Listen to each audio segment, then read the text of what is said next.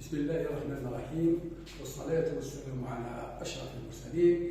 Mes chers collègues, mes chers confrères, mesdames, messieurs. Aujourd'hui aussi, si Dieu le veut, nous allons entamer la dernière partie concernant l'enseignement consacré sur les dermocorticoïdes.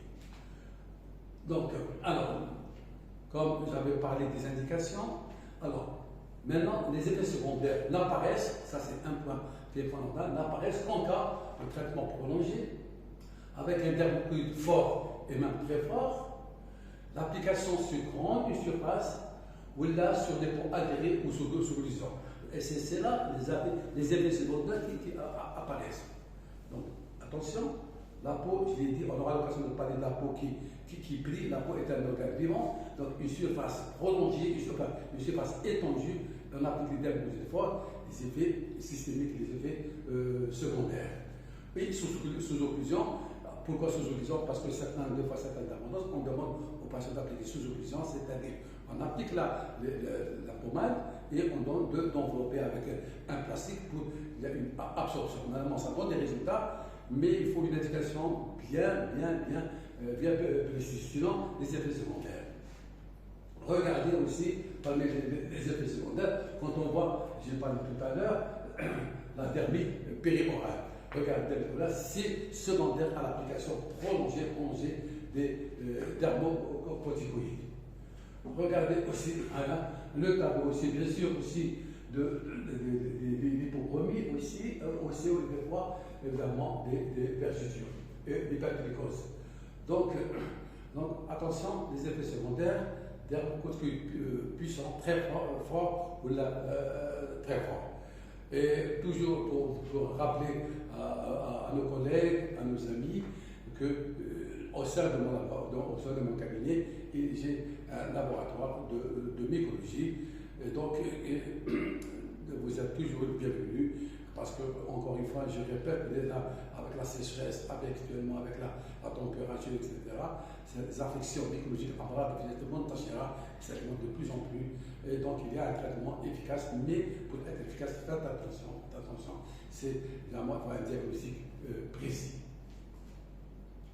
Donc, l'effet secondaire systémique, donc, comme je l'ai dit, que la peau elle respire, la peau n'est pas un organe mort, donc les plus grands sont le syndrome de Cushing. Voilà, le syndrome de Cushing, un retard de croissance chez l'enfant. Admettez que vous donnez des corticoïdes à un enfant, la peau de l'enfant elle est fragile. On peut avoir un diabète, on peut avoir une hypertension artérielle, une ostéoporose, un ulcère gastrique, une rétention hydrosodée et elles sont sur un âge aigu à l'arrêt du traitement. Faites attention, j'ai vu pas mal de cas comme ça. Mes chers collègues, mesdames, messieurs, faites attention. Je vais appliquer. Non, faites attention. Il faut une indication bien précise. J'insiste sur ce point. Donc, alors comment utiliser cette arme majeure dermocorticoïde? D'abord, il y a le choix de l'activité du dermocorticoïde. Vous savez que le choix de la puissance du dermocorticoïde dépend du type de l'affection, de l'état de la peau à traiter, de la surface, du siège des lésions à traiter et de l'âge du patient. Évidemment, le nourrisson, ce n'est pas comme le sujet âgé, ça c'est important. Le choix, bien sûr, ça dépend de la dermatose, si elle est localisée, si elle est généralisée, etc. Donc, les dermocorticoïdes d'activité très forte doivent être réservés à des dermatoses comme des plaques résistantes du psoriasis ou là des atteintes palmo-plantaires. Donc, les dermocorticoïdes d'activité forte sont indiqués sur le visage, car la peau du visage elle est fragile, en utilisation chronique et chez l'enfant. Sur le visage, l'application régulière de dermocorticoïdes fortes donne la dermite périorale, ou là chez l'enfant. Donc, les dermocorticoïdes d'activité modérée et faible sont utiles dans des zones très fragiles, par exemple comme les paupières. Alors, le choix de l'excipient. Pourquoi le choix de l'excipient? Parce que le choix de l'excipient est élu aussi en fonction de la dermatose à traiter. Par exemple, mes chers collègues, j'insiste sur ce point, que les pommades sont adaptées aux lésions très sèches, non suintantes et propres ainsi qu'aux dermatoses kératosiques, mais sont contre-indiquées dans les plis et sur les lésions suintantes. Parce que là, pourquoi le risque de macération pour lesquels les crèmes sont préférées. Ça, c'est important, je peux le pas dire. Les lotions, par exemple, et les gels sont adaptés aux zones pileuses, en particulier le cuir chevelu, et sont contre-indiqués en cas d'illusion sur un point condensé quand il y a un écoulement. Un écoulement, il faut faire attention. Donc, le rythme est technique d'application. Donc, compte tenu de l'effet réservoir, et j'avais parlé de l'effet réservoir, et du risque de tachyphylaxie, la posologie rationnelle est d'une application quotidienne. Rarement des applications par jour en cas d'altération de la couche cornée. Donc, une application 2 fois par jour n'apporte en règle pas de bénéfice supplémentaire par rapport à une seule application, mais augmente le risque d'effet indésirable. Donc, l'idéal, mes chers collègues, c'est appliquer une seule fois. Donc, mais aussi la durée de traitement doit être aussi courte que possible. Donc, dans les dermatoses aiguës, le dermatose peut être arrêté de façon rapidement progressive, voire brutalement après quelques jours de traitement. Ça, c'est dans les dermatoses aiguës. Or, dans les dermatoses chroniques, traitées quotidiennement de façon prolongée, l'arrêt doit être progressif en espaçant des applications pour un effet rebond de la dermatose. Alors, donc la décroissance peut être facilitée par une utilisation alternée d'intermédiaires de classes plus faibles ou de moment. C'est-à-dire, si on commence par une activité forte, on passe à une activité moins forte. La pression doit être toujours clairement écrite dans l'ordonnance, en mentionnant précisément la décroissance progressive et en indiquant le nombre de tubes à utiliser et son poids pour éviter le surdosage.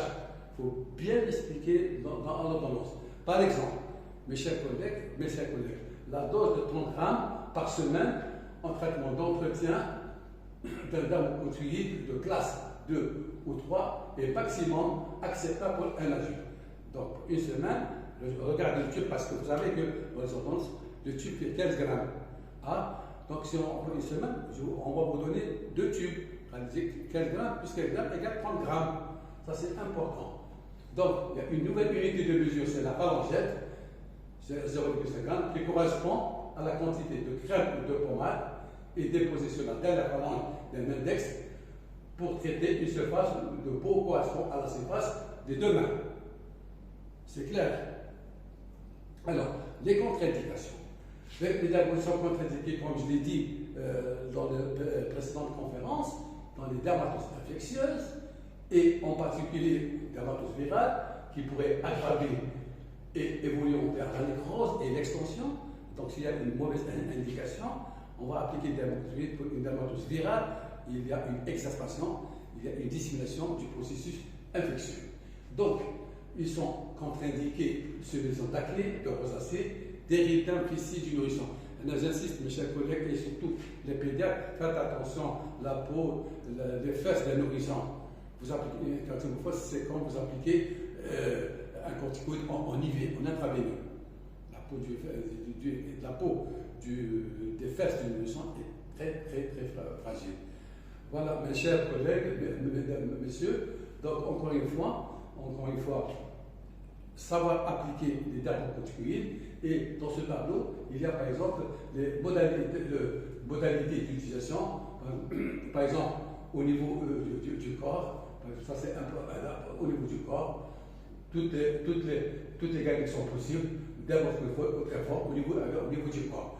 Au niveau des plis, c'est donc, on peut utiliser les crèmes, les dermatoses forts, les crèmes. Au niveau des plantes, je l'ai dit, je les répète encore une fois, des pommades, on peut utiliser par exemple des mots très forts comme un CD, le clobétasol, de pommade. Et j'ai dit que la peau, au niveau du est fragile, là, donner par exemple un corticoïde qui est faible, sous forme de crème, de lotion pour les poils, mais à un dermatologie modéré. Au niveau des régions génitales, au niveau du scrotum, crème ou là, un dermatologie modéré. Au niveau de la partie génitale féminine, évidemment, des craques ou un truc très fort.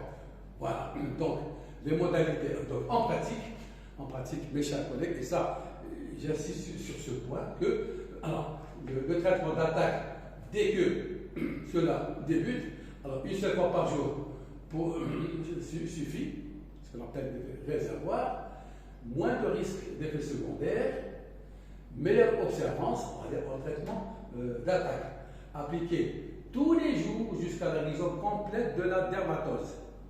Là, s'il vous plaît, en traitement d'attaque. Une application pour jour. مرة في اليوم استعمال هذه الدهنيات أو يعني هذه المراهم مرة في اليوم أكيد. Le traitement d'entretien, c'est 2 fois par semaine. Il prévient le risque de rechute et diminue, par exemple, la sévérité des poussées.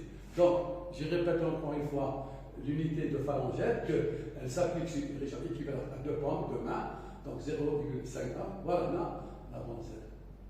Voilà. Donc, surface lisée calculée par la règle 9.